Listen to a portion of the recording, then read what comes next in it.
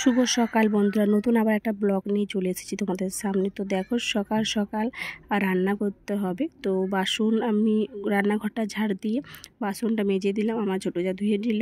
তারপরে দেখো এই যে আটা, কালকে বিকেলে আটা মেখেছিলাম, তার মাখানা থেকে কটা লেচি রেখে দিয়েছিলাম, কারণ সকালবেলা রুটি করব। তোমার দাদাভাই গ্যাস হয়ে যায় বেশি রুটি খেলে। তো দেখো, আর দেখো বাইরেটা পুরো অন্ধকার। তো ব্লগ কি পোস্ট করব বলো, এটুকুই ব্লগ পোস্ট হয়।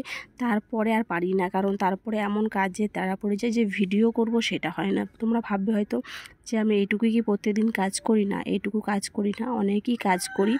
যেমন এসব গুছিয়ে নাচিয়ে খাবার কমপ্লিট করে যে বাসনগুলো আবার পরে সেগুলোকে ধুয়ে দিই। তারপরে অয়নের টিফিন রেডি করে তো অয়নকে পাঠাই। তার মধ্যে আবার ঘর আঁক ছিলা থাকে, আঁক ছিলে মেশিন ধুয়ে মেশিনে পাঠানো হয়, এসে আরও কাজ বা রান্নাবান্না। তো ওই সব ভিডিওগুলো শেয়ার হয় না, কারণ আমি একা রান্না তো করি না, সকলে মিলে করি। তার জন্য তিন যা থাকি, তার জন্য হয়তো পুরো ভিডিওটা আমি দিতে পারি না। এবার দেখো ওই জন্য আমি যেটুকু আমি নিজে করি সেটুকুই তোমাদের সঙ্গে শেয়ার করি, বা রান্নার ভিডিও শেয়ার করি, এটাই যা। তো দেখো তোমাদের সঙ্গে কথা বলতে বলতে টেবিলটা গুছিয়ে ফেলছি, আর আমি বুঝতেই পারিনি তার মধ্যে যে ফোনটা এইভাবে রাখা হয়ে গেছিলো ভিডিও করার সময়।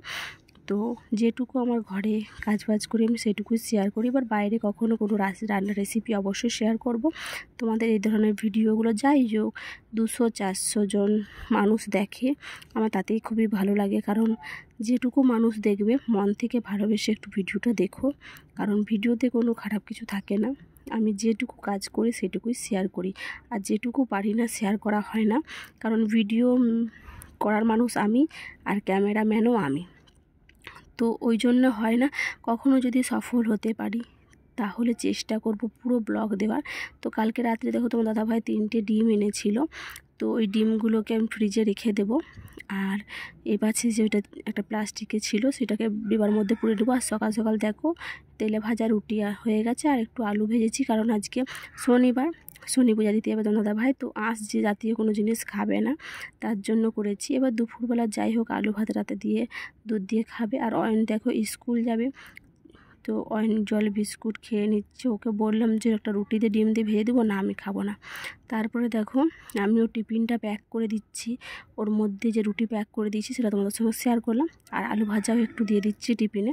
আর ওর মধ্যেখানে আমিও একটা গ্যাসের ট্যাবলেট খেয়ে, কারণ গ্যাসের রুগী তোমরা জানোই, আর গ্যাসে ইঞ্জেকশান নিতে হয়েছিল, এত পরিমাণ গ্যাস হয়ে গিয়েছিল। তার মধ্যে দেখো ওর সঙ্গে আমি চা বিস্কুট দুটো খেয়ে নিলাম। তো আজকের মতন ভিডিওটা এইটুকুই। যদি ভিডিওটা ভালো লাগে একটু কমেন্ট করে জানিও। সকল বন্ধুরা পাশে থেকেও টাটা, বাই বাই।